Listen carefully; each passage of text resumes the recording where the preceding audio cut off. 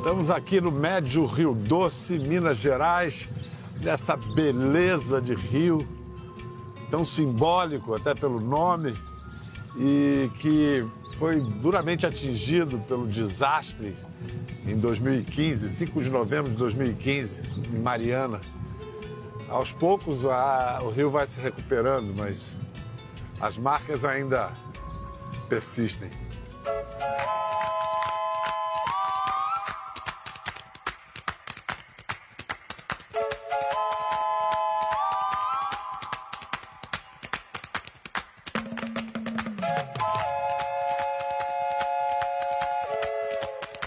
Ô Pedro, Ô seu Ailton, que prazer.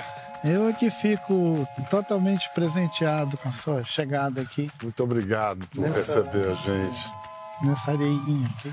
Essa areia é boa. Eu acho que eu vou Fica descalço. copiar seu exemplo, tirar minha sapatilha e ficar descalço, pé Maravilha. na areia. Sabe? Isso, fica à vontade. Bora de Ao Fim do Mundo. Vamos, que coisa boa que você chegou aqui. Muito bom. Obrigado gostoso. da visita. Hoje a nossa conversa o nosso estúdio é o universo, a conversa céu aberto. Estamos aqui numa ilha, no Médio Rio Doce, onde viemos encontrar, somos recebidos por Ailton Krenak, esse líder indígena que tornou-se conhecido pelo Brasil, porque a geração dele, nas décadas de 70, 80, começou em plena ditadura. Eles começaram um tipo de atuação política indígena que era inédito até então. E olha, conseguiram muita coisa. Conseguiram demarcações de terra, outros direitos, e principalmente, muito devido à atuação do Ailton aqui, o famoso capítulo dos índios na Constituição de 88. Foi uma conquista histórica. Mas esse senhor aqui, que parece mais jovem que eu, mas não ele podia ter feito carreira política, sei lá, virado deputado. Não, nada. Voltou para a terra dele, para morar aqui, na aldeia Krenak, em Minas Gerais. Por quê, hein? Porque é uma troca muito vantajosa para mim, né? Olha onde nós estamos andando. Bom, você estaria na esplanada dos ministérios, nas rampas dos palácios. Sem chance. Esse corpo d'água fazendo espelho aqui para a gente, ele é incomparável com qualquer paisagem, né? A gente estava comentando que a qualidade da água ficou temporariamente imprópria para uso humano, mas ele não se limita a esse uso humano, né? Ele tem essa maravilha. Para mim, a água é uma entidade, não é um recurso. Aí, quando eu ouço falar que a água é um recurso natural, eu fico pensando, ainda não entenderam nada. Ele tem uma função maravilhosa que dispensa o nosso senso de utilidade. Mesmo que a gente não use nada do corpo da água, ele está fazendo um serviço essencial para o planeta e para outros seres também, que nós nem sabemos reconhecer, né? Mas eu acho que isso foi uma das grandes formulações suas nos seus livros, que venderam tanto. A burrice quer chamar isso de recurso, né? No mínimo é limitar demais, né? É esse corte entre a ideia de humano e de natureza, né? Quando institui o corte de humano e natureza, tudo vale. Daí para frente, tudo vale. A ideia de recurso, a ideia de patrimônio, todas essas ideias que têm a ver com o jeito dos humanos administrar o mundo, né? Que é uma pretensão escandalosa também, porque os humanos não administram mundo nenhum. Os humanos não administram o mundo. É bobagem. Eles têm a ilusão de estarem... Você acha que o seu pensamento ter tido tanta repercussão, ter ecoado tanto durante a pandemia, não foi por acaso, né? Eu acho que as pessoas se assustaram com o que aconteceu na pandemia e buscaram uma voz como a sua, uma voz que vem da terra, né? Pedro, a pandemia, ela podia ter sido uma travessia muito mais rica, e a gente podia ter aprendido muito mais do que o que a gente conseguiu atinar. Eu fui, assim, grandemente abençoado por essa tragédia, que parece um paradoxo, né? Sim. Porque uma voz que já era emitida há muito tempo, de repente foi escutada como se fosse uma novidade. É igual aquela canção do Caetano, né? O óbvio. Aí eu já falava, todo mundo já falava antes de mim, o tataravô falava, o bisavô falava, aí de repente aparece esse camarada falando como se fosse uma descoberta. Eu não estou descobrindo nada, os nossos antepassados sempre disseram isso, dizia pisa suavemente na terra, pisa suavemente na terra, que era aquela coisa de aprender com a terra. E a pandemia abriu uma janela de percepção que essas falas que eu transmito ganharam extensão, né? E eu fico admirado, porque eu também não tinha uma expectativa de que isso virasse tema de discussão nas universidades da Europa, que eu me tornasse interlocutor de pessoas que estão pensando a Terra, em outros termos, pensando a Terra como organismo vivo. Tinha uma cultura que estava se constituindo desde a década de 80, 90, que é isso que deu no pensamento ambientalista, né? O ambientalismo, mas ele ainda era muito acima da linha assim, do toque da vida, né? Ficava com aquela, ainda era a ideia dos humanos administrar a vida. Nos últimos 30 anos, já tem uma observação de que nós não administramos a vida. Nós experimentamos a vida com bilhões de outros seres. E isso é um maravilhamento. Isso é um maravilhamento. Isso pode tirar a gente de um abismo cognitivo, de uma burrice, e nos pôr num outro lugar. Os nossos netos, as outras gerações, né?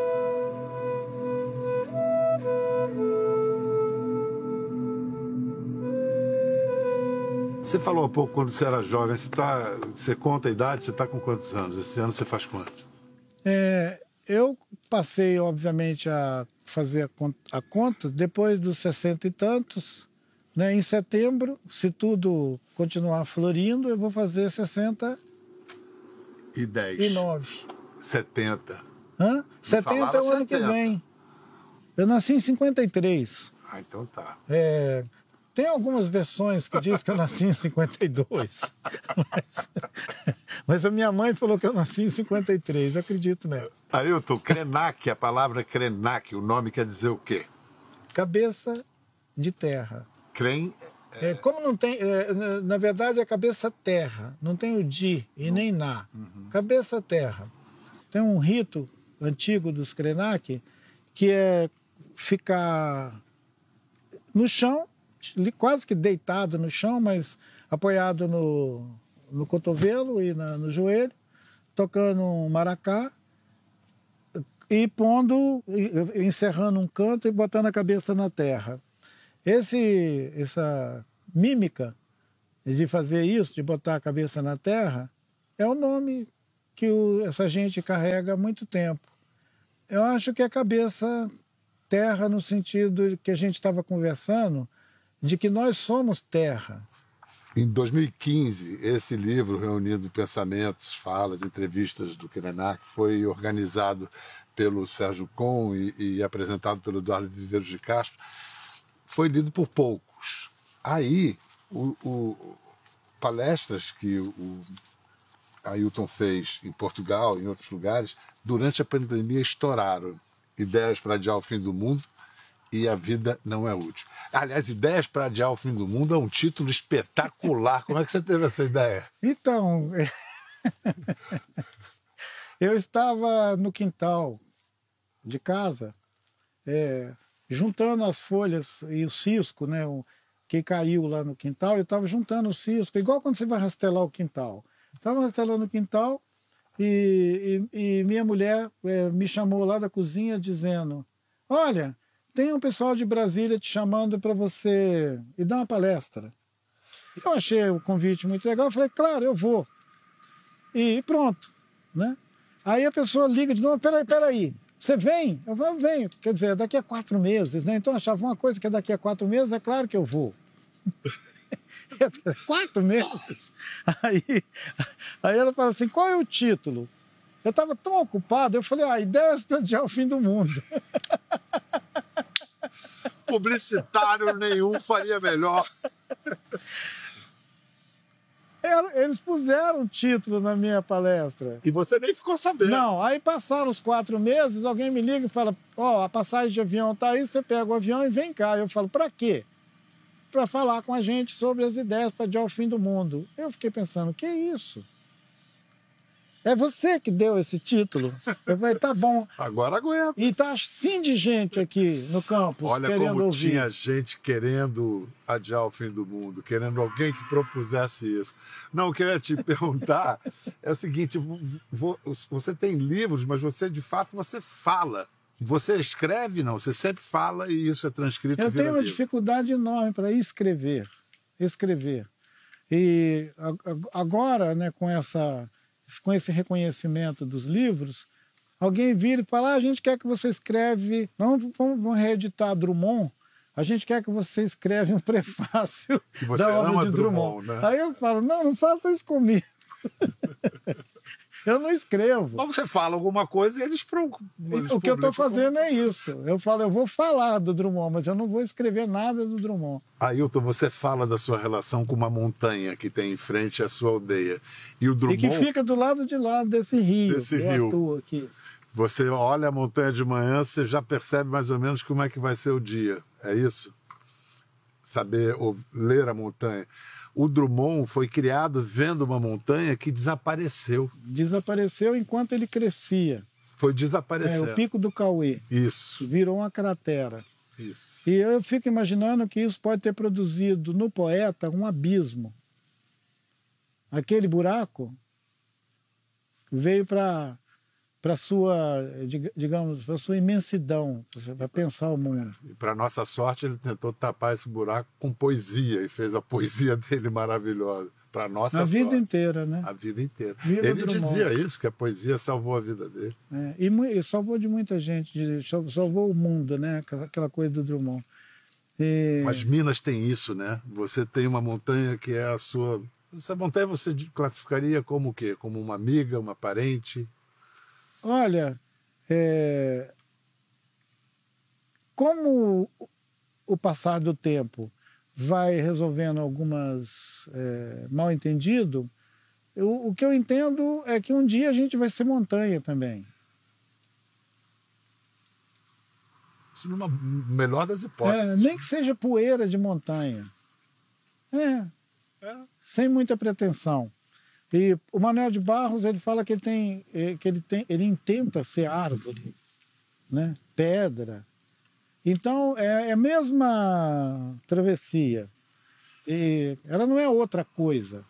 O rio, o atu quer dizer o quê? A palavra o atu. O atu é avô. Avô. Avô. Da mesma maneira que uma criança vê o avô dele e fala, meu avô. Com essa mesma espontaneidade, o atu, para nós, para os Krenak, ele é o avô. Quando meus filhos estavam pequenos, seguindo um costume de sempre, eu peguei esses meninos pequenos, com 40 dias, e levei eles na beira do rio, quando esse rio abraçava os netos dele, e enfiei ele dentro da água. Você mergulha o corpo da criança e puxa. Você faz esse movimento com a certeza inabalável de que você está vacinando a criança. Então, enfiar a criança na água e tirar ele, dava uma certeza para a família de que aquela criança estava salva. É incrível como esses gestos do sagrado se repetem nas culturas. Você falou dos Krenak que põem a cabeça na terra, que é um movimento de islâmicos rezando. Você falou de mergulhar na água e tirar, que é um movimento de cristãos. O sagrado se manifesta com gestos parecidos. Na Índia também, né? Na Índia no também. Ganges. É. E sobre o Ganges, quando estava em discussão o evento que enlameou o rio, as pessoas falavam comigo, tá, mas ele é só um rio. Eu peguei e falei, então, por que a gente entende que lá na Índia tem um rio que é sagrado? É o Ganges. E aqui, a gente não consegue admitir que um corpo de um rio seja sagrado? Isso só pode ir lá na Índia. Eu fiz uma brincadeira sobre isso.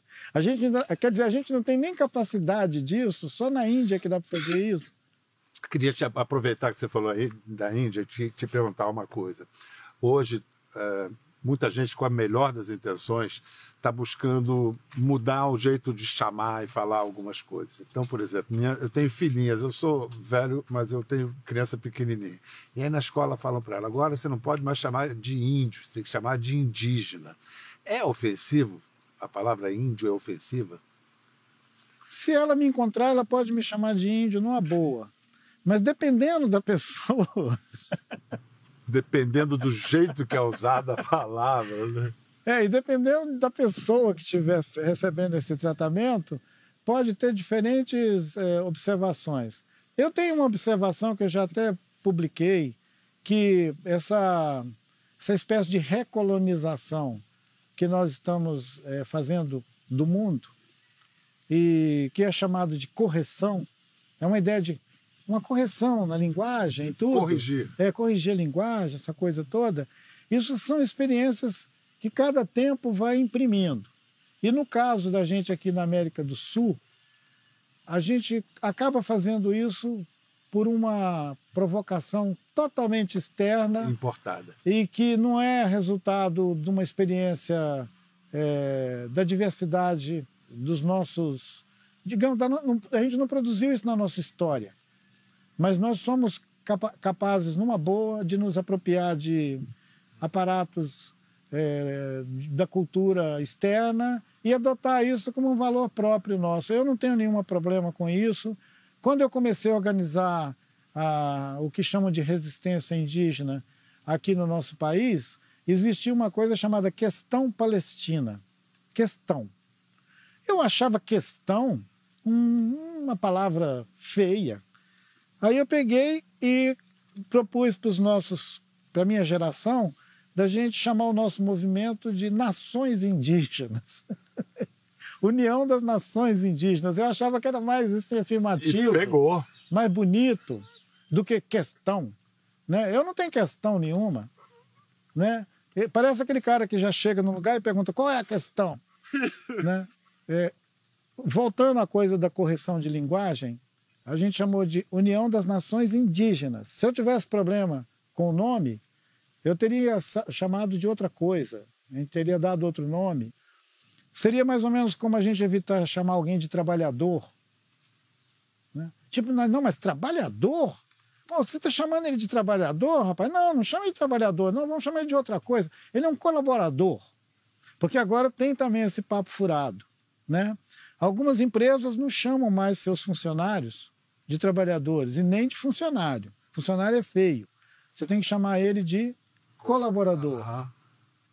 Aí eu fiquei olhando e falei, tá legal. A gente vai transformar a linguagem tanto que vai chegar uma hora que os nossos netos e filhos não vão saber mais como conversar. Eles vão ficar diante um do outro dizendo, o que eu chamo ele? Eu falo com ele, e aí? Mas eu acho qual é a questão? Acho que só fica o que funcional, que for de verdade. As outras coisas passam. Vamos lá, eu quero mostrar um negócio aqui. A gente tô vendo o rio passando aqui, ele está falando, mostra isso. O doce, o atu. No filme conheço o Marquinhos Altberg, meu amigo, o cineasta Marco Altberg, Ailton Krenak, O Sonho da Pedra, filme lançado em 17, disponível no Now, tem uma figura importante falando sobre o atu. O atu nosso aí é água grande.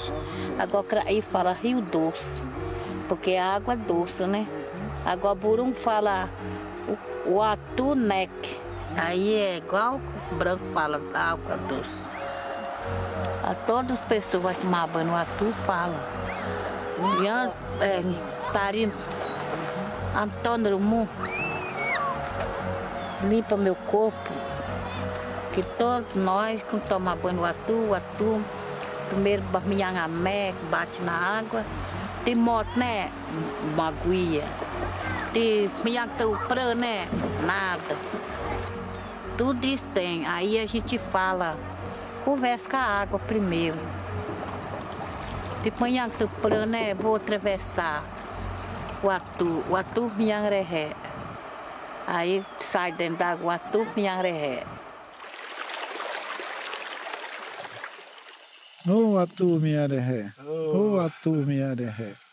a Dona Laurita, ela é a vovó desses meus filhotes que eu enfiava na água para tirar, e alguns deles estavam brincando na água ali enquanto ela falava. Ela não está mais na nossa convivência, ela inspira a gente demais e ensinou muito, né, para as nossas famílias a reinventar uma vida tribal num lugar desolado. Então é uma mulher muito sábia, porque a dispersão das famílias é um fato corrente na vida brasileira, né? As pessoas migram, vão de um lugar para o outro, ficam distantes uns dos outros, e ela sempre teve essa coisa gregária, de juntar a gente, juntar. E esse esforço dela de juntar a gente, ela juntava a gente no meio da tempestade social. Durante quase toda a infância e juventude dela, ela viveu exilada daqui desse território. Ela teve que sair daqui, porque essa terra foi disputada de uma maneira tão violenta que ela não pôde ficar com a mãe dela e o pai dela aqui. Então eles foram andar. Foram parar numa aldeia guarani, lá em Itatins, no litoral de São Paulo, naquela Serra do Mar. E se refugiar lá por um tempo, para depois, quando passou a primeira infância, já jovem, poder retornar e reconstituir essas famílias aqui e ir buscando os parentes e juntando. Os meus primeiros 20 anos, eu vivi também rodando pelo Brasil. Desterrado. Literalmente desterrado. Então tem uma geração inteira que a gente chama de geração do exílio. É um exílio. Não é uma diáspora, é só um exílio. Depois a gente volta para casa. Qual foi a língua que você aprendeu primeiro? A língua que me fez a cabeça é o português. Talvez seja por isso que eu sou tão fluente. E eu sei que tem gente que fala, nossa, cara, mas você estudou muito, né? Eu digo, não, eu escutei muito. Porque para falar você só tem que aprender a escutar. Você aprendeu muito. Você aprendeu a escutar e aprendeu escutando, porque nem todo mundo, né? Escutei muito.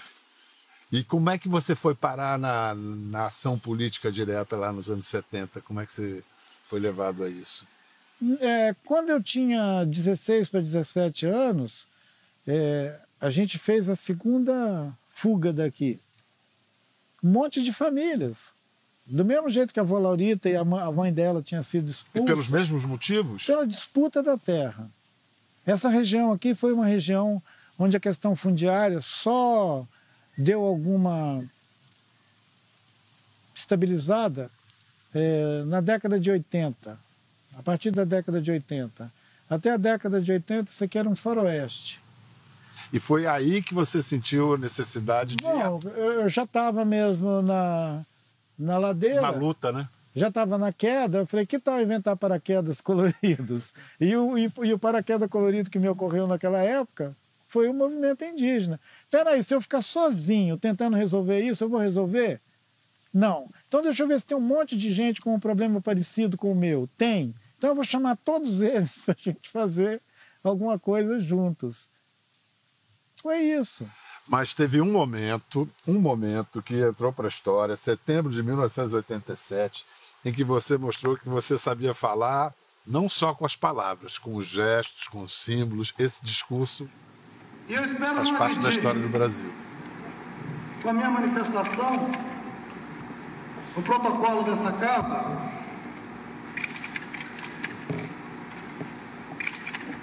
mas eu acredito que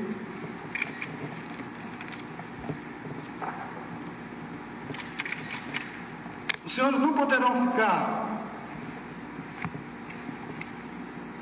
omissos, os senhores não terão como ficar alheios a mais essa agressão movida pelo poder econômico, pela ganância,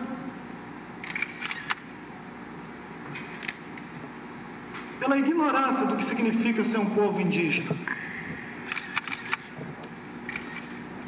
O povo indígena tem um jeito de pensar, tem um jeito de viver.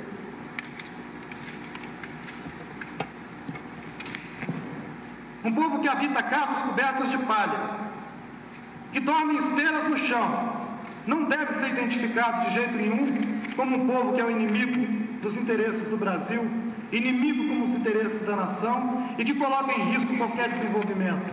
Que coisa linda, seu Ailton. Como é que foi essa ideia de Genipapo, né? Eu olho essa imagem, eu vejo outra pessoa. E não era? Não, essa identificação direta, eu fico assistindo, falo, nossa, que rapaz corajoso. O rapaz era corajoso Como é que mesmo. ele fala uma coisa dessa naquele lugar, né? Que aquilo lá é o parlamento. É? 10 anos depois, me disseram, você fez uma performance. Aí eu fui atrás do sentido da palavra performance. Eu falei, incrível, eu não sabia que eu estava fazendo uma performance. E pode parecer um absurdo que o cara fala, não, mas você estava à frente de um movimento crescente, né, que juntava pessoas com vulto tão relevante quanto a do chefe Raoni, né, do Mário Juruna. Você estava na esteira de grandes pessoas também. Isso não te dava um ensimesmamento? Não, porque a minha ideia de servir a esse comum, ele é desde cedo. Eu podia ter inventado um trabalho para mim quando eu saí com 17 anos daqui, sei lá. Podia ter virado astronauta, sei lá, ou poeta, mas eu não escolhi nenhum ofício. Eu sou um sujeito sem ofício. Você acumulou. Se fosse proibido não ter ofício, eu estava frito. Olha, você é artista de performance, você acabou de dizer, ativista político, filósofo, escritor, poeta. Mas você gosta mesmo de ser contador de história. Contador de história. Vou voltar a uma cena do filme do Marquinho, do Ailton Krenak, O Sonho da Pedra, que é a primeira vez que você foi a Portugal. Você resistia a essa ideia? Você não te atraía muito a ideia? Não, no fundo, eu acho que eu tinha preconceito. Agora que está muito na moda esse negócio de não ter preconceito, eu queria revelar que eu tinha. Eu falava, não, eu não vou lá não, que isso, esses portugueses invadiram isso aqui. E a minha formação, digamos, de pensamento indígena foi ouvindo importantes pessoas de vários povos dizendo, os brancos vieram aqui e tomaram a nossa terra.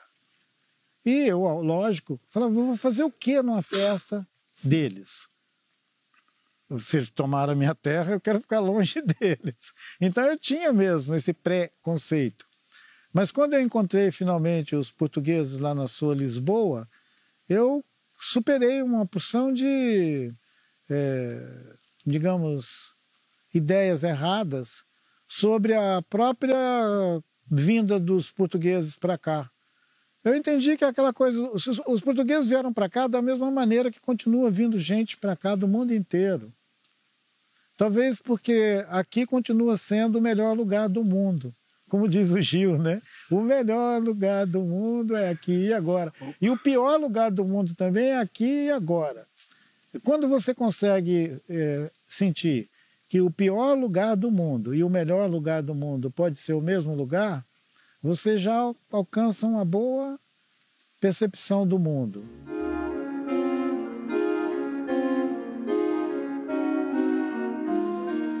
Tem até o poeminha do Oswald, né? O português chegou na nossa praia, estava uma baita chuva, daí ele vestiu o índio. Mas se ele tivesse chegado num dia de sol, os índios tinham despido o português. Então é um poeminha modernista do Oswald para brincar com esse negócio, dizendo, e se tivesse um dia de sol, que tipo de civilização que a gente ia ser? A gente ia ser uma civilização do controle ou a gente ia ser uma civilização, sabe, da abundância, do tropicalismo e tudo, né? Antes dos portugueses descobrirem o Brasil, O Brasil já tinha descoberto a felicidade. Mas falar o poeminha para os portugueses é muito diferente. É verdade. Nossa! E eles riram. Então agora a gente faz um rápido intervalo e na volta a gente vai ouvir uma nova canção dedicada ao Rio Doce, de Dori Caymmi e Paulo César Pinheiro. E se é dedicada ao Rio Doce, ao Uatu, é dedicada também a Ailton Krenak. Em instantes.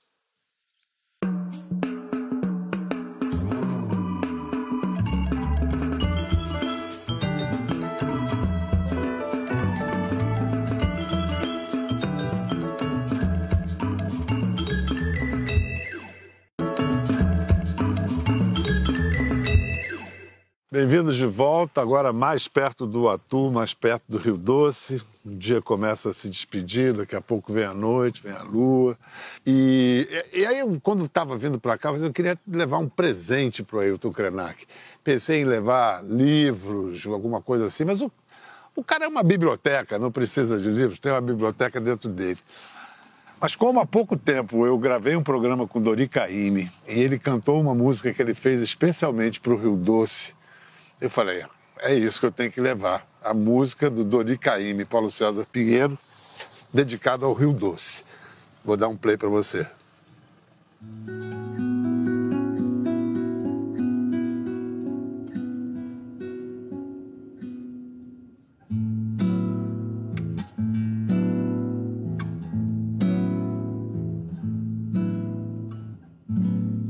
A água do rio que vem da nascente, que desce do monte, criando corrente, fazendo caminho, abrindo vertente, cortando vereda, formando afluente. A água do rio tem medo de gente.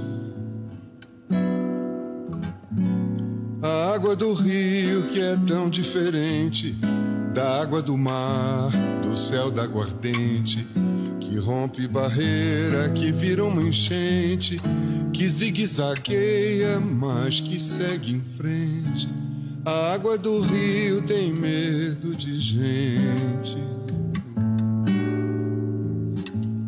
A água que segue correndo em desvio, riscando seu leito de um jeito arredio, tem medo de gente no seu rodopio. E o medo que sente não é desvario, que é gente que mata a água do rio.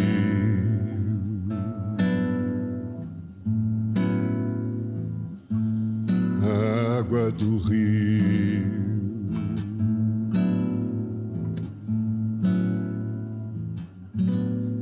A água do rio.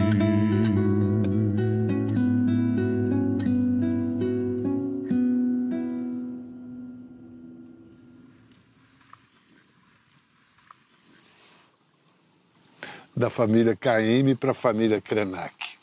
Que bênção! E essa frase, que a água do rio tem medo de gente, é terrível, né? Medo de gente. A água do rio tem medo de gente. Que tipo de gente, né? Que mete medo em água do rio. Que tipo de gente?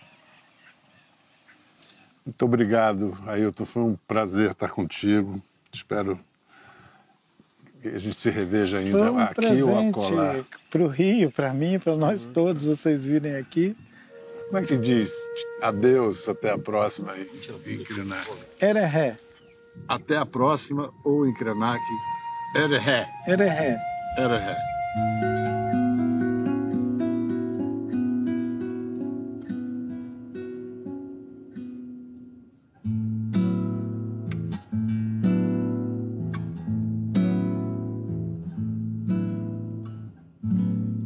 A água do rio que vem da nascente, que desce do monte, criando corrente, fazendo caminho, abrindo